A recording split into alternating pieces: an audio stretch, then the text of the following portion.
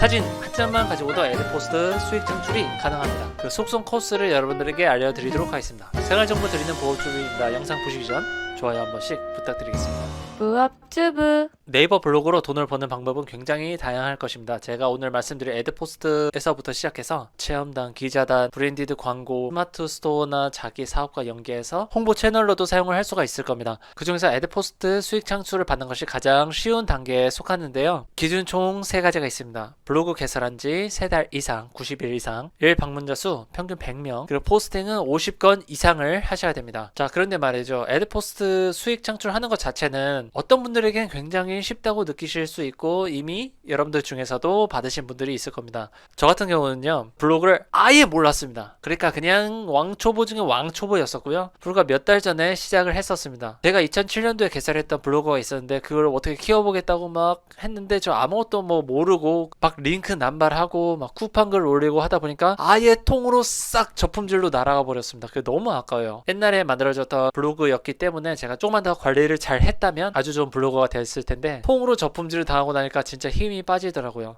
그런데 제가 딱 3달 전 다시 계정을 새로 파서 한번 저만의 방법을 찾아보자 해서 테스트를 한번 거쳤었는데 사진 한 장과 글만 써서 과연 에드포스트를 받을 수 있을까? 사실 그 쓸 때만 해도 뭐 아무 생각 없이 쓰긴 했었는데 결국 그게 에드포스트 승인이 났습니다. 사실 블로그를 하시는 분들에게 있어서 에드포스트 수익 창출 그 승인을 받는다는 것은 껌과 같을 거예요. 아무것도 아니라고 생각하실 수가 있는데 저는 아예 운영을 해본 적이 없었던 사람이고 여러분들 중에서도 네이버 블로그를 안 하시는 분들이 꽤 계실 거라 생각이 들어요. 그렇기 때문에 그냥 막연하게 에드포스트에 대해서 내가 과연 네이버 블로그로 돈을 벌 수 있을까? 초반에 이 에드포스트 파이프라인으로 큰 돈을 벌지는 못하겠지만 적어도 왕초보였던 제가 에드포스트 수익 창출을 하기 위해 최소한의 노력을 어떻게 들였는지에 대해서 한번 제 경험담을 바로 공유하도록 하겠습니다. 부업주부 일단 오늘 이 영상은요, 왕초보였던 제가 초보가 되어서 혹시나 네이버 블로그에 대해서 아무것도 모르시는 초보분들에게 알려드리는 아주 간단한 팁에 해당할 것입니다.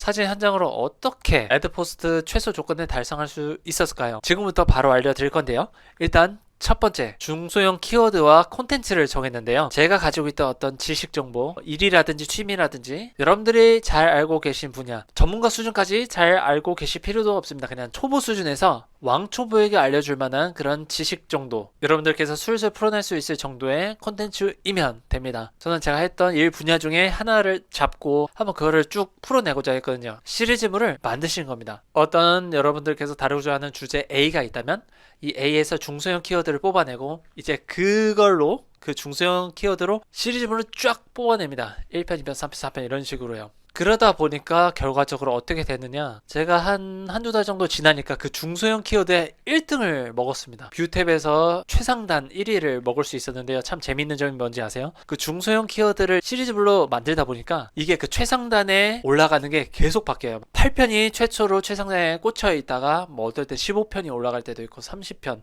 뭐 42편 최상단에 꽂혀 있는 게 이렇게 주기적으로 제가 만들어내는 시리즈물에 따라서 계속 바뀌더라고요. 그래서 그게 너무 좀 신기한 경험이기도 했습니다. 그러니까 이게 시리즈물로 만들었을 때 최대 장점이 뭐냐면요, 누군가 한 명이 시리즈물을 하나 들어오게 되면 전부는 아니지만 일부라도 그걸 이어서 쭉 읽게 되더라고요. 아무래도 이런 요인들이 제 블로그 지수를 좀 높여주는 효과를 불러일으키고 그 덕분에 그 중소형 키워드에 최상단 노출이 되지 않았을까라는 생각이 들었습니다. 물론 저는 이 시리즈물 말고도 가끔씩 단편적으로 뭐 어디 맛집 탐방했을 때 어디 데이트 코스 뭐 리뷰 이런 것도 올리긴 했었어요. 그때 당시에는 뭐 사진을 여러 장 올린다든지 짧은 영상이라도 같이 첨부를 해서 올리기도 했었는데요. 전혀 다른 주제였음에도 불구하고 그것들도 뭐 상단 1페이지까지 아니지만 뭐 1페이지 뭐 하단쯤에도 생뚱맞은 주제도 꽤나 상단부에 위치해 있더라고요. 그게 너무 좀 신기했습니다. 지금 말씀드리자면 100% 제가 그 시리즈물 오로지 글로만 돼 있는 것들을 올렸던 게 아니라 그런 가끔씩 일반적인 블로그에서 찾아볼 수 있는 뭐 맛집 리뷰라든지 데이트 코스라든지 그런 글들도 올리기도 했어요. 막 사진 여러 장이랑 영상, 글은 깨작깨작 이렇게요. 무업주부 자, 두 번째는 글은 천자 정도를 기준으로 맞췄었습니다. 천자가 뭐 많다면 많고 적다면 적은데요. 한글 파일로 막 치고 나서 글자 수를 확인을 하실 수가 있거든요. 한글뿐만 아니라 글자 수를 확인할 수 있는 곳은 굉장히 많으니까 여러분들께서 쓰고 나서 그걸 복붙해서 한번 글자 수를 체크해서 한 천자 정도 됐으면은 그냥 그것을 그대로 올렸었습니다. 물론 글을 쓸 때 저는 문단을 좀 어느 정도 많이 넘어가야 4-5줄 정도 이제 썼었고요. 최소 2-3줄 정도 이렇게 썼을 때 한번 문단을 이렇게 나눠서 가독성을 좀 높이고자 했고요. 블로그 기능 중에 이제 따옴표 기능이 있어요. 그 따옴표 말풍선을 넣어서 좀 호기심을 자극하는 말들도 중간중간 섞어서 좀 가독성을 높이고자 했습니다. 글 분량은 그 정도로 썼었고요. 자, 세 번째, 사진 한 장. 사진 한 장을 어떻게 했느냐? 여러분들께서 유튜브 영상을 보시면 썸네일을 먼저 보시잖아요. 블로그도 썸네일 기능이 있기 때문에 그걸 보고 선택을 하시는 분들이 많으실 텐데, 저는 그걸 어떻게 했느냐, 사진을 갖다가 붙인 게 아니고 그냥 PPT로 이제 어떤 검정 바탕에 굵은 글씨로 그 포스팅할 글 제목을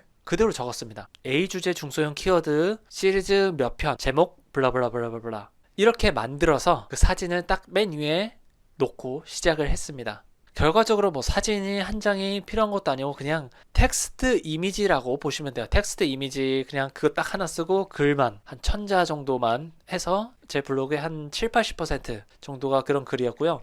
물론 처음에는 좀 열심히 하려고 하루에 하나씩 20-30분 이내로 포스팅을 했었는데, 이게 좀 뭐 바빠지기도 하고 하다 보니까 뭐 일주일에 2번만 뭐 포스팅 하기도 했었는데요. 어느 정도 쌓이니까 일 방문자 수가 100명 그냥 쉽게 넘어가더라고요. 물론 주제에 따라서 다를 수도 있지만 제가 볼 때 시리즈물로 이렇게 여러 가지 다채로운 콘텐츠 내용을 다루다 보면 충분히 최상단 노출도 가능하고, 이 덕분에 애드포스트 조건을 쉽게 달성할 수 있을 거라고 생각이 됩니다. 제가 오늘 말씀드린 거의 핵심은 최소한의 시간을 들여서 텍스트 이미지 하나와 내용은 그냥 여러분들께서 쉽게 술술 써내려 갈 수 있는 그런 주제면 상관없습니다. 시리즈물로 최대한 많이 만드시고요. 중간중간 맛집 리뷰, 데이트 코스 리뷰, 단발성 콘텐츠도 올리셔도 상관이 없습니다. 여기서 한 가지 더 재미났던 사실은 무엇이냐면요. 제가 썼던 키워드가 경쟁 강도가 어땠을까요? 그것도 알아보지도 않고 제가 했었거든요. 경쟁 강도 알아보니까 꽤나 경쟁이 치열한 분야의 키워드였었습니다. 그럼에도 불구하고 제가 계속해서 이 시리즈물을 다루니까 최상단 1위, 뷰탭 1위도 노출이 될 수 있었거든요. 그게 좀 저는 좀 신기했습니다. 아무튼 제가 오늘 설명드린 것을 토대로 여러분들께서 한번 실행에 옮기시면 하루에 20-30분 매일 쓰실 필요도 없어요. 그냥 이틀에 한 번, 3일에 한 번만 쓰셔도 될 것 같은데, 그래도 초반에는 블로깅 데이터를 좀 많이 쌓아 두셔야 유입됐을 때 사람들이 좀 많이 볼 거기 때문에 초반에는 1일 1 포스팅 진짜 좀 빨리 타이핑 하셔서 20분 안에 그냥 술술 막 쓰세요. 저도 그냥 막 쓰다 보니까 결국 90일 지났을 때 애드포스트 신청을 하니까 바로 승인이 나더라고요. 오늘 이렇게 왕초보에서 갓 탈출한 초보가 왕초보이신 여러분들에게, 아예 시작조차 아직 안 하신 분들에게 도움이 될까 해서 최소한의 조건으로도 여러분들께서 작은 파이프라인을 하나 꼽는 법에 대해서 알려드렸는데요. 정말 너무 가느다란 바늘구멍만한 파이프라인일 수 있어요, 시작은. 하지만 계속해서 꾸준히 운영하다 보면 일 방문자 수도 늘어날 테고, 어느 순간 수익이 충분히 우리가 만족할 만한 그런 부수익을 얻을 수 있지 않을까 생각이 됩니다. 앞으로도 이 네이버 블로그를 통해서 다양한 수익 루트를 제가 좀 조사를 해볼 건데요. 이 부업 시리즈 계속해서 이어가도록 하겠습니다. 여러분들 처음 오신 분들 계시면 여기 구독 버튼 눌러주시면 감사드리겠습니다. 다음에 또 뵙겠습니다. 감사합니다.